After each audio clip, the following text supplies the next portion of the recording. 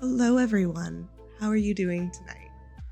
We are starting StoryTime, and it's in spooky season. Tonight, we will be reading The Hanging Stranger by Philip K. Dick, published in 1953. At 5 o'clock, Ed Loyce, washed up, tossed on his hat and coat, got his car out, and headed across town to his TV sales store. He was tired. His back and shoulders ached from digging dirt out of the basement and wheeling it into the backyard. But for a 40-year-old man, he'd done okay. Janet could get a new vase with the money he had saved, and he liked the idea of repairing the foundations himself. It was getting dark. The setting sun cast long rays over the scurrying commuters, tired and grim-faced, women loaded with bundles and packages, students swarming home from the university, mixing with clerks and businessmen and drab secretaries. He stopped his Packard for a red light and then started it up again. The store had been open without him. He'd arrived just in time to spell the help for dinner, go over the records for the day, and maybe even close a couple sales himself. He drove past the small square of green in the center of the town park. There were no parking places in front of Loy's TV sales and service. He cursed under his breath and swung the car in a U-turn.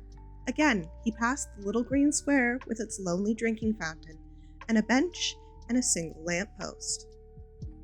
From the lamppost, something was hanging.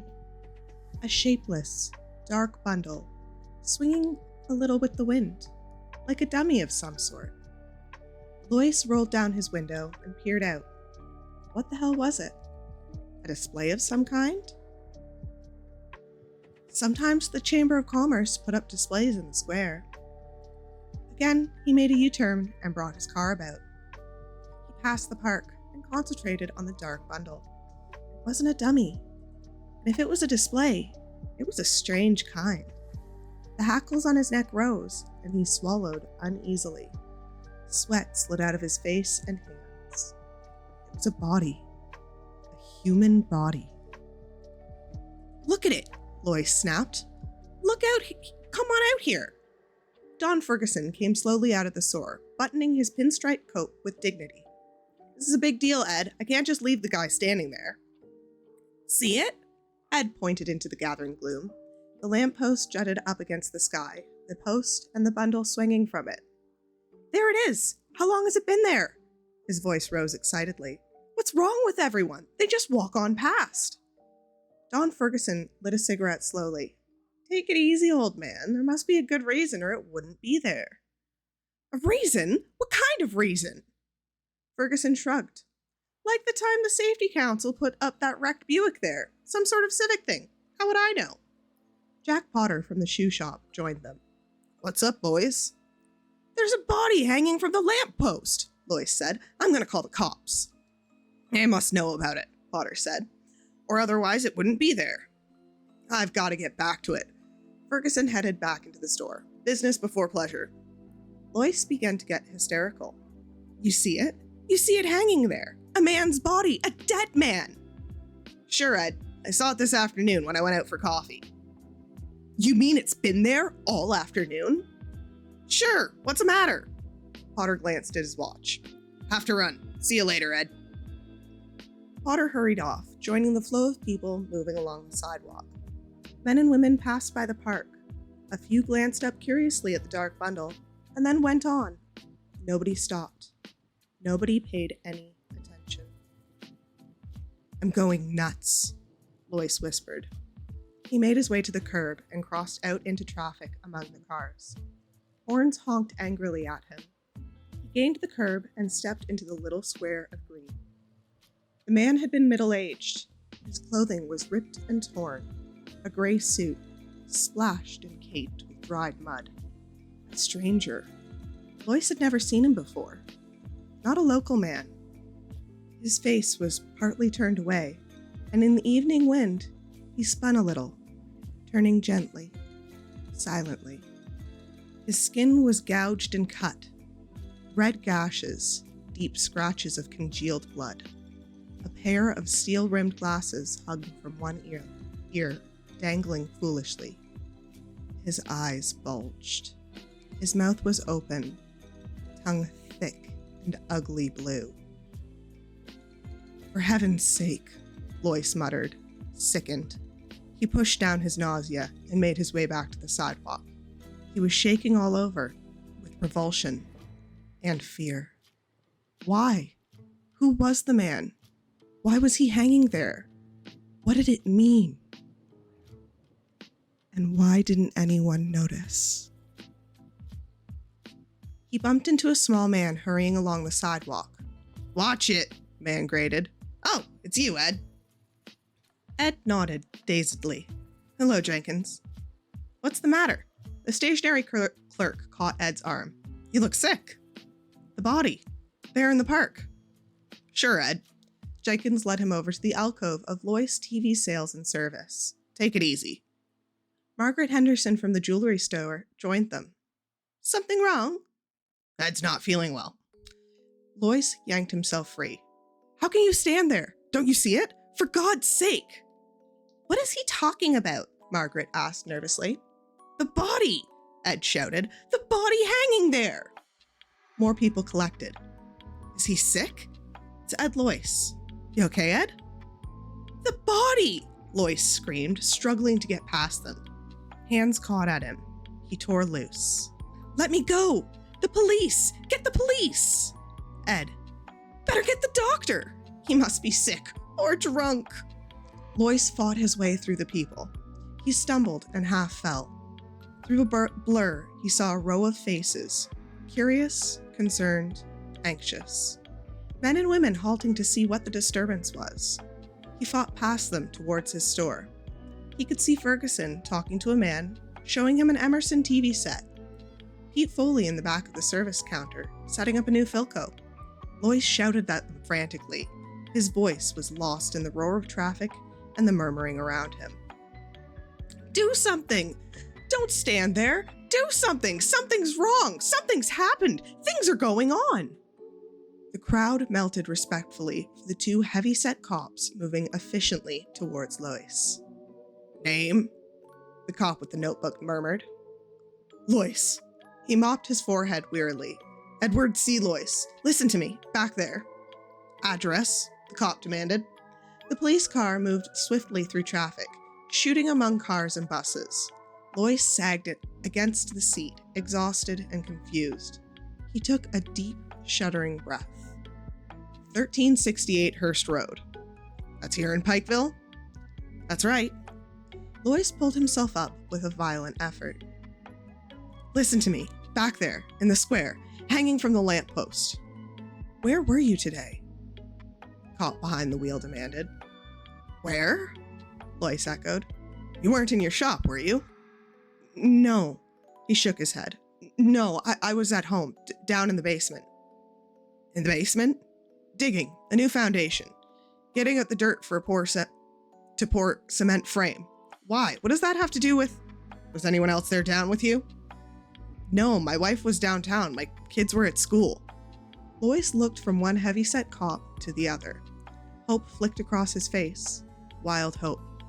"You mean, because I was down there, I missed the explanation. I didn't get in on it, like everybody else." After a pause, the cop with the notebook said, "That's right.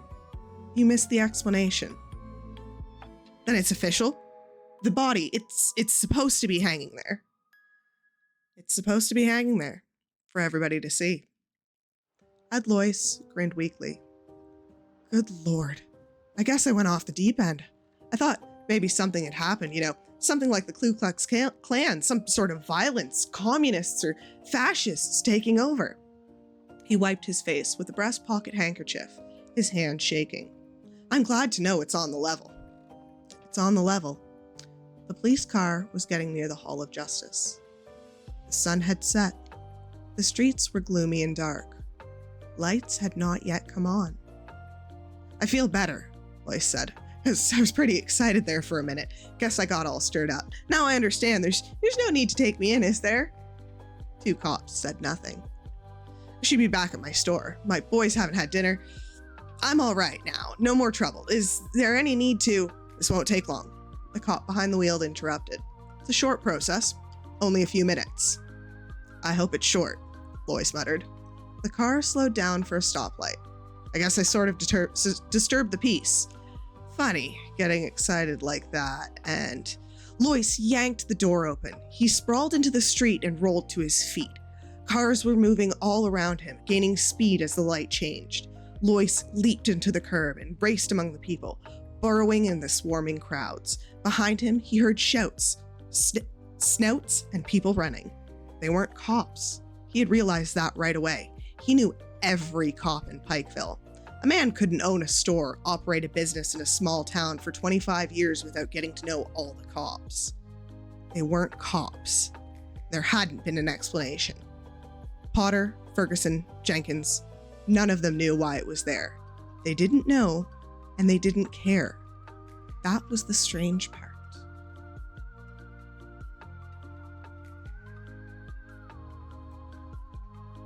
Sorry, just taking a sip of my tea.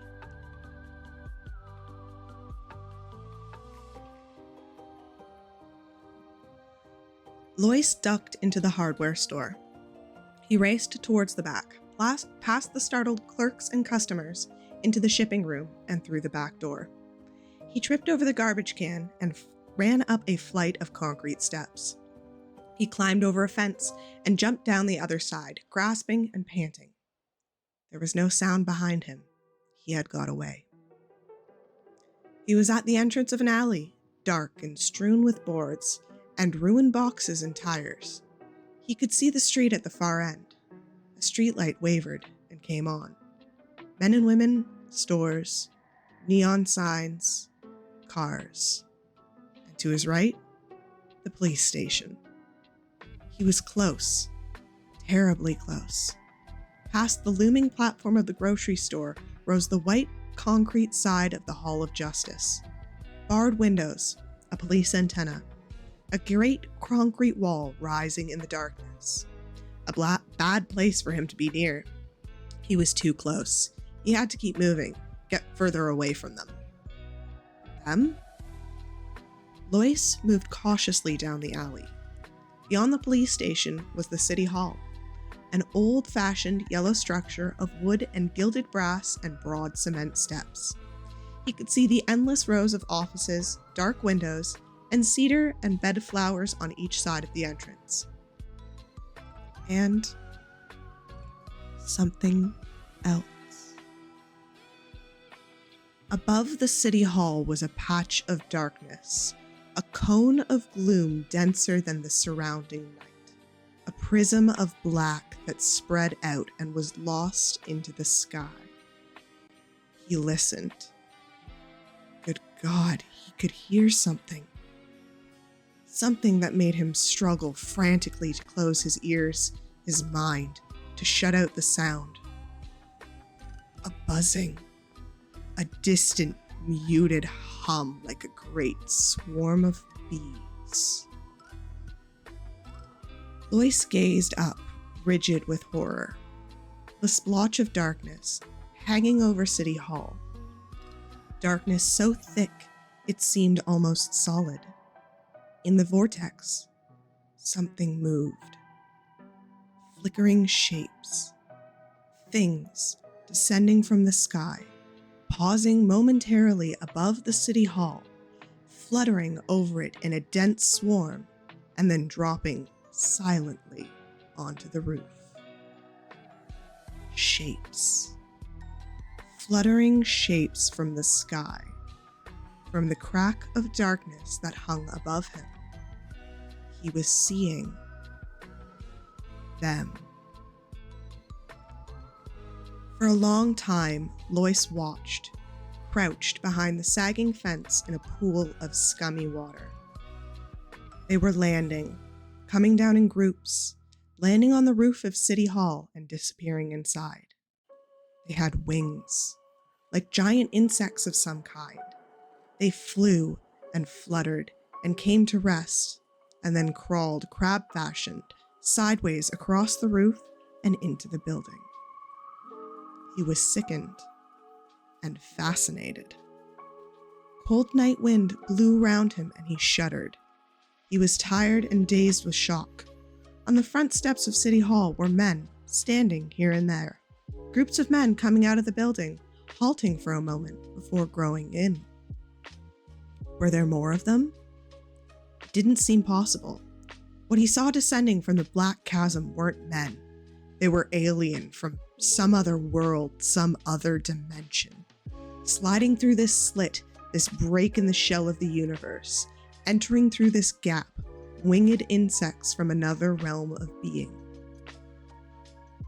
On the steps of City Hall, a group of men broke up. A few moved towards a waiting car. One of the remaining shapes started to re-enter City Hall. It changed its mind and turned to follow the other. Lois closed his eyes in horror. His senses reeled. He hung on tight, clutching at the sagging fence. The man's shape, had abruptly fluttered and flapped after the others. It flew to the sidewalk and came to a rest among them. Pseudo-men, imitation men, insects with the ability to disguise themselves as men, like other insects familiar to Earth. Protective coloration, mimicry. Lois pulled himself away. He got slowly to his feet. It was night.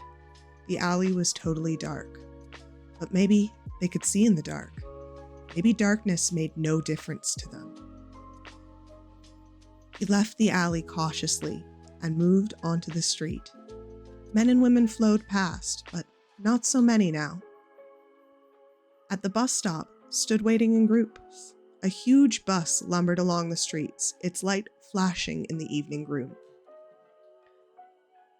Lois relaxed a little. He studied the people around him. Dulled, tired faces. People going home from work. Quite ordinary faces. None of them paid any attention to him. All sat quietly, sunk down in their seats, jiggling with the motion of the bus. The man was sitting next to him with an unfolded newspaper. He began to read the sports section, his lips moving. An ordinary man, blue suit, tie, a businessman or a salesman, on his way home to his wife and family. Across the aisle, a young woman, perhaps 20, dark eyes and hair, a package on her lap, nylons and heels, red coat and white Angora sweater, gazing absently ahead of her. High school boy in jeans and black jacket. A great triple-chinned woman with an immense shopping bag loaded with packages and parcels, her thick face dim with weariness. Ordinary people, the kind that rode the bus every evening, going home to their families, to dinner. Going home, with their minds dead, controlled, filmed over with the mask of an alien being that had appeared and taken possession of them, their town, their lives, himself too, except that he happened to be in the deep of his cellar instead of the store. Somehow, he had been overlooked. They had missed him. Their control wasn't perfect or foolproof. Maybe there were others. Hope flickered in Lois. They weren't omnipotent. They had made a mistake, not got control of him. Their field of control had passed over him. He had emerged from his cellar as he had gone down. Apparently, their power zone was limited. A few seats down the aisle, a man was watching him. Lois broke off his chain of thought. A slender man with dark hair and a small mustache. Well-dressed, brown suit, shiny shoes, a book between his small hands. He was watching Lois, studying him intently. He turned quickly away. Lois tensed. One of them, or another they had missed. The man was watching him again. Small, dark eyes, alive and clever. Shrewd. A man too shrewd for them.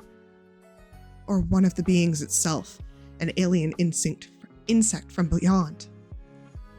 The bus halted. The elderly man got on slowly and dropped his token in the box. He moved down the aisle and took a seat opposite Lois.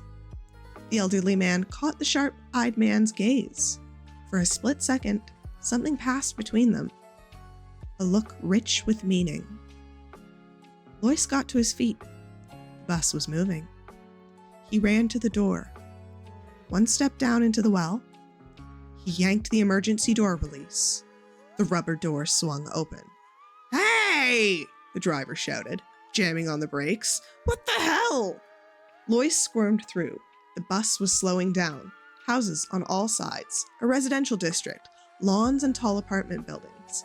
Behind him, the bright-eyed man had leaped up. The elderly man was also on his feet. They were coming after him. Lois leaped. He hit the pavement with terrific force and rolled against the curb. Pain lapped over him.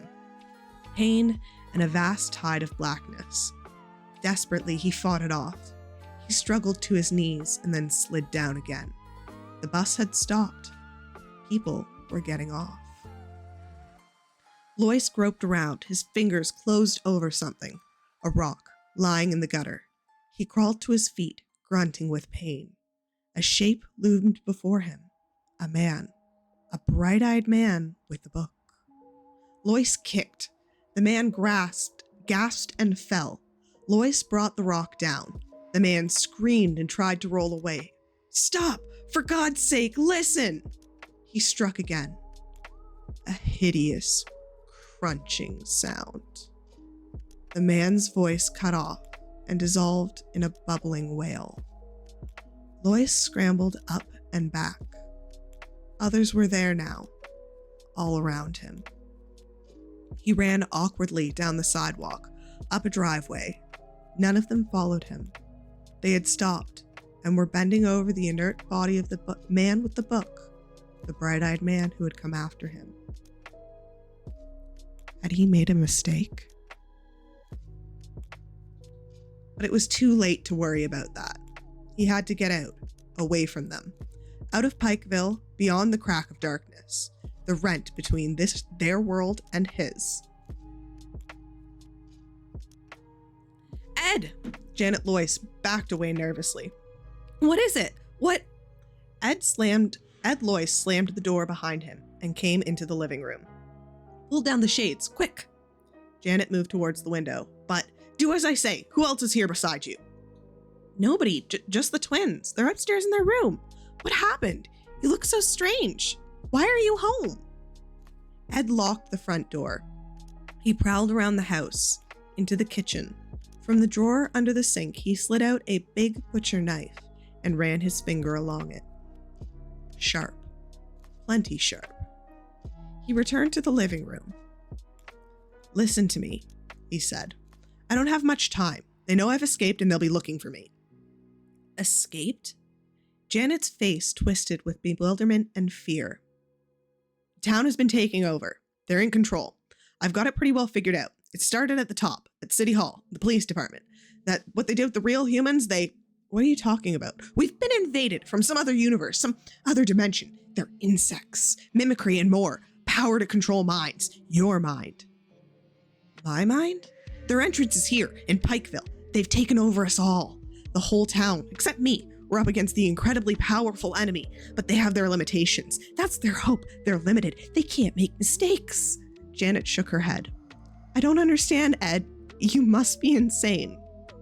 "Insane? No. Just lucky. If I hadn't been down in the basement, I'd be like all of the rest of you." Lois peered out the window.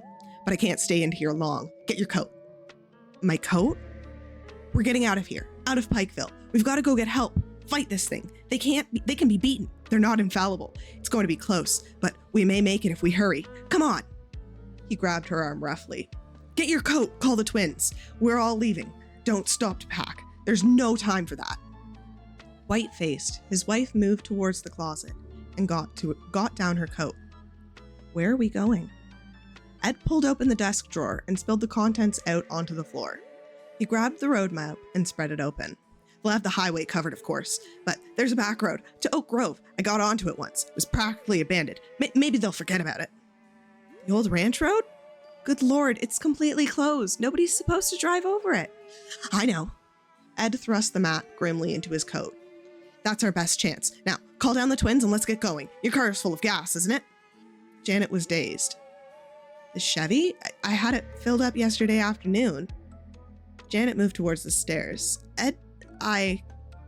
Call the twins! Ed unlocked the front door and peered out. Nothing stirred. No sign of life. All right so far. Come downstairs, Janet called in a wavering voice. We're going out for a while. Now? Tommy's voice came. Hurry up, Ed barked. Get down here now, both of you. Tommy appeared at the top of the stairs. I was doing my homework. We're starting fractions. Miss Parker says if we don't get this done, you can forget about fractions. Ed grabbed his son as he came down the stairs and propelled him towards the door. Where's Jim? He's coming. Jim started slowly down the stairs. What's up, Dad? We're going for a ride. A ride? Where? Ed turned to Janet. We'll leave the lights on and the TV set. Go on, go, turn it on. They'll think we're still here. He pushed her towards the set. He heard the buzz and dropped instantly, the long butcher knife out. Sickened, he saw it coming down the stairs at him, wings a blur of motion as it aimed itself. It still bore a vague resemblance to Jimmy. It was a baby one. A brief glimpse, the thing hurtling at him, multi-lensed inhuman eyes. Wings, body still clothed in a yellow t-shirt and jeans. The mimic outline still stamped on it. A strange half-turn of its body as it reached him. What was it doing? A stinger. Lois stabbed wildly at it. It retreated, buzzing frantically. Lois rolled and crawled towards the door. Tommy and Janet stood still as statues, faces blank, watching without expression. Lois stabbed again. This time, the knife connected. The thing shrieked and faltered. It bounced against the wall and fluttered down. Something lapped through his mind. A wall of force, energy, an alien mind probing into him. He was suddenly paralyzed. The mind entered his own, touched against him briefly, shockingly, an utter alien presence settling over him, and then it flickered out as the thing collapsed into a broken heap on the rug. It was dead. He turned it over with his foot. It was an insect, a fly of some kind. Yellow t-shirt, jeans, his son Jimmy. He closed his mind tight. It was too late to think about that. Savagely, he scooped up his knife and headed towards the door. Janet and Tommy stood stone still, neither of them moving. The car was out. He'd never get through. They'd be waiting for him. It was 10 miles on foot, 10 miles over rough ground, gullies, open fields, and the hills of uncut forest. He'd have to go alone. Lois opened the door. For a brief second, he looked back at his son and wife. Then he slammed the door behind him and raced down the porch steps. A moment later, he was on his way, hurrying swiftly through the darkness towards the edge of town. The early morning sunlight was blinding. Lois halted, gasping for breath, swaying back and forth. Sweat ran down his eyes. His clothing was torn, shredded by the bush and thorns through which he had crawled. 10 miles on his hands and knees, crawling, creeping through the night. His shoes were mud-caked. He was scratched and limping, utterly exhausted. But ahead of him lay Oak Grove. He took a deep breath and started down the hill. Twice he stumbled and fell, picking himself up and trudging on. His ears rang. Everything receded and wavered. He was there. He had got out, away from Pikeville. A farmer in a field gaped at him. From a house, a young woman watched in wonder. Lois reached the road and turned onto it. Ahead of him was a gasoline station and a drive-in. A couple of trucks and some chickens pecking in the dirt, a dog tied with a string. The white-clad attendant watched suspiciously as he dragged himself up to the station. Thank God. He caught hold of the wall. I didn't think I was going to make it. They followed me most of the way. I could hear them buzzing and flitting around behind me. What happened? The attendant demanded. You in a wreck? A holdup? Lois shook his head wearily. They had the whole town. The city hall, the police station. They hung a man from the lamppost. That was the first thing I saw. They've got all the roads blocked. I saw them hovering over the cars coming in. About 4 a.m, I got beyond them. I knew right away. I could feel them leave. And then the sun came up. The attendant licked his lip nervously. You're out of your head. I better get a doctor. Get me into Oak Grove, Lois gasped. He sank down onto the gravel. We've got to get started. Clearing them out. Got to get started right away.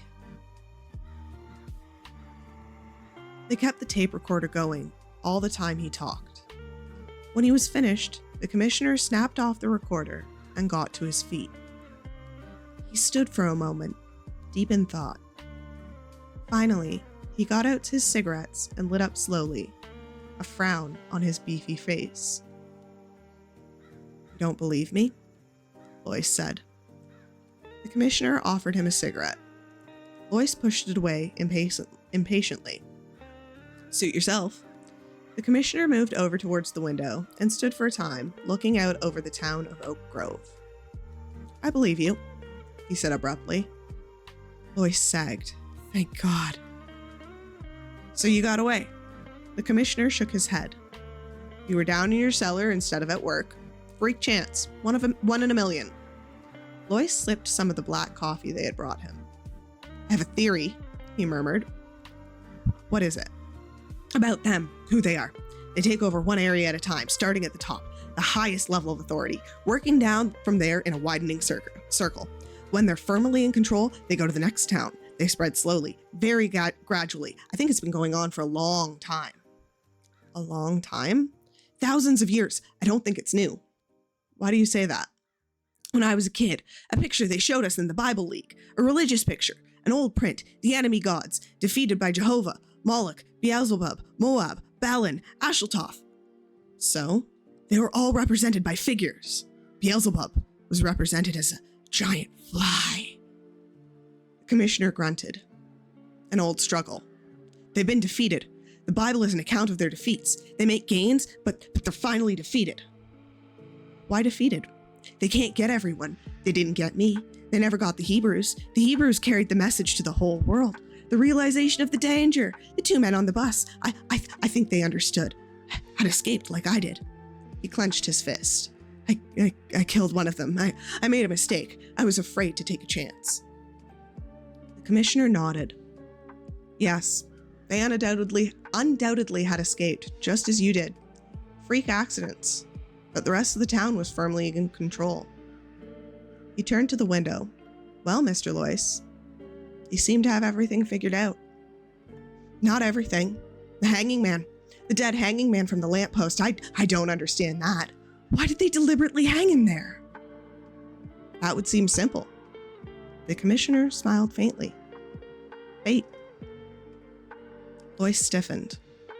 His heart stopped beating. Bait? What do you mean? To draw you out.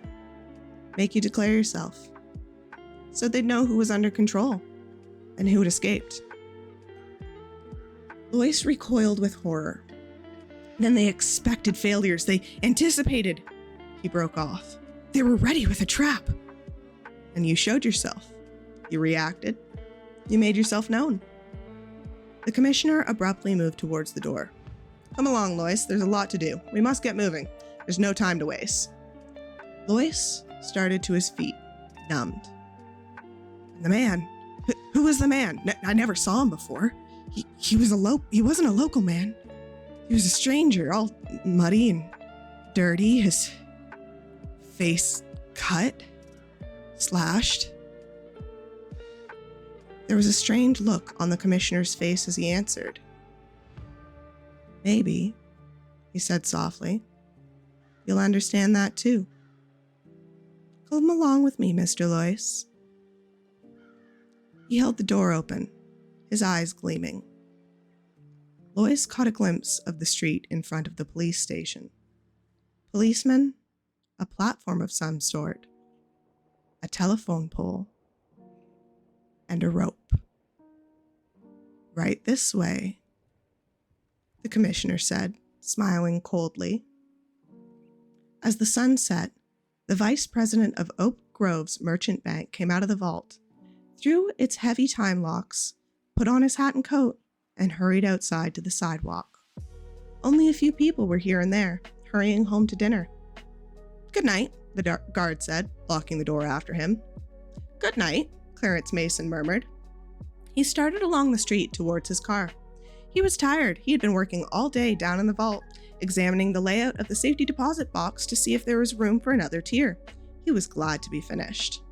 At the corner, he halted. The street lights had not yet come on. The street was dim. Everything was vague. He looked around and froze. Mason approached it warily. He wanted to get home. He was tired and hungry. He thought of his wife, his kids, a hot meal on the dinner table. But there was something about the dark bundle, something ominous and ugly. The light was bad. He couldn't tell what it was. Yet, it drew him on, made him move closer for a better look. The shapeless thing made him uneasy. He was frightened by it and fascinated. And the strange part was that nobody else seemed to notice it. Thank you for coming to StoryTime. I hope you had a wonderful time tonight. We'll be back soon. Bye.